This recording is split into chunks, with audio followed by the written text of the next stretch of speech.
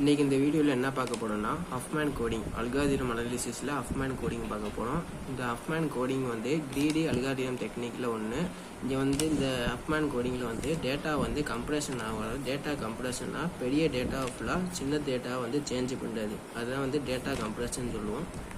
Next வந்து steps பார்க்க போகிறோம். இப்போ ஃபஸ்ட்டு ஸ்டெப் வந்து frequency analysis. Begin with frequency of analysis of input symbols characters or bytes to encoder. அதாவது input சிம்பிள்னா இந்த இன்புட் சிம்பிளில் வந்து அந்த இது என்னவா இருக்குது, என்ன வேல்யூவாக இருக்குது நம்ம செக் பண்ணுறது, அதுதான் வந்து ஃப்ரீக்வன்சி அனாலிசிஸ். ஸ்டெப் 2 வந்து பீரியாடிட்டி Q based on frequency of symbol with low frequency symbol having higher periodicity.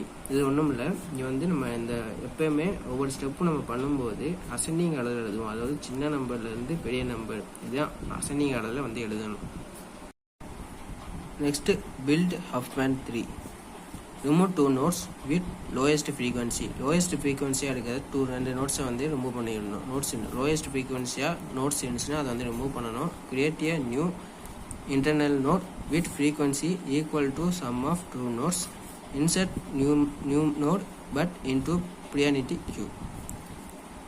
2 internal node வந்து கிரியேட் பண்ணணும். அது வந்து ஃப்ரீக்வன்சி லெவலில் ஈக்குவலாக இருக்கணும் to 2 nodes frequency. Next traversal tree. Traversed Huffman tree, அதாவது ஹஃப்மேன் ட்ரீயில் ட்ராவர்சல் பண்ணி பார்க்கணும். பண்ணும்போது assign 0 for left edges and I for right edges. அதாவது லெஃப்ட் சைடில் ஃபுல்லாக 0 பண்ணணும், ரைட் சைடில் ஃபுல்லாக 1 பண்ணணும். Next generate Huffman codes. The binary codes obtained from tree traversal represent Huffman codes for each symbol. நம்ம மேலே வந்து அசைன் பண்ணியிருப்போம், வேல்யூஸ் அசைன் பண்ணியிருப்போம். லெஃப்ட் சைடு ஃபுல்லாக 0, ரைட் சைடு ஃபுல்லாக வந்து 1 வேல்யூஸ் வந்து அசைன் பண்ணியிருப்போம். அந்த 0, 1 ரெப்ரசன்ட் பண்ணியிருப்போம்ல, அந்த 0, 1 யூஸ் பண்ணி கோடு வந்து ஜென்ரேட் பண்ணணும். ஜென்ரேட் பண்ணிட்டு நெக்ஸ்ட் ஸ்டெப் வந்து இங்கே வந்து அந்த டேட்டா ஃபுல்லாக வந்து கம்ப்ரெஸ் பண்ணணும்.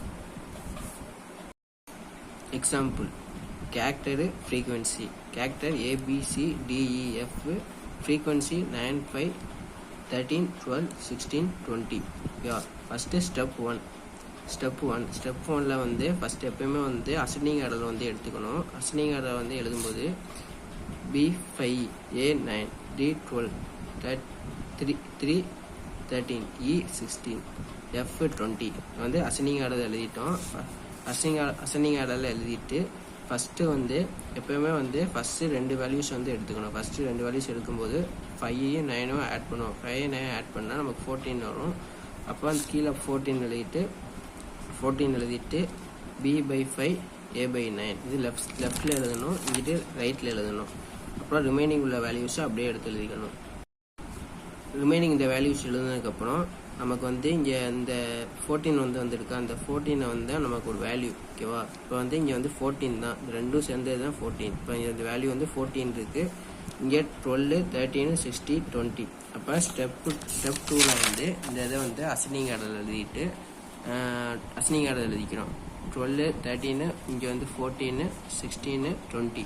திருப்பி இங்கே ஃபஸ்ட்டு 2 டேர்ம் வந்து இருக்கணும். ஃபஸ்ட்டு 2 டேர்ம் எடுக்கும்போது 2 ஆட் பண்ணணும். அப்படி ஆட் பண்ணும்போது நமக்கு வந்து 25 கிடைக்கும். டியோட வேல்யூ, சியோட வேல்யூ. 25, இந்த மேலே உள்ள 14, 16, 20 இருக்குது. Next step 3. ஸ்டெப் 3ல வந்து திருப்பி அசெண்டிங் ஆர்டர் வந்து எழுதிக்கிறோம். 14, 16, 20, 12, 13, ஓகேவா? ஃபஸ்ட் இங்கே வந்து இந்த இது ஃபுல்லாக ஒரு டேர்ம், இது ஒரு டேர்மு, ஓகேங்களா? இப்போ இது 2 வந்து நம்ம ஆட் பண்ண போகிறோம். இது 2 வந்து ஆட் பண்ணோம். இது ஒரு டேர்ம், இது ஒரு டேர்ம். அப்போவுமே ஃபஸ்ட் 2 வேல்யூ தான் இருக்குன்னு சொல்லி இப்போ இங்கே வந்து ஆட் பண்ண போகிறோம். இந்த 2 டேர்மே வந்து ஆட் பண்ணும்போது நமக்கு வந்து ஆன்சர் வந்து 30 கிடைக்கும், ஓகேவா? 30 லெஃப்டில் 14 டேர்மு B/5 A/9, ரைட்டில் 16, ஓகேங்களா? நமக்கு ரைட்டில் தான் E/16, அதனால சரி ரைட்டில் போட்டுக்கிறோம்.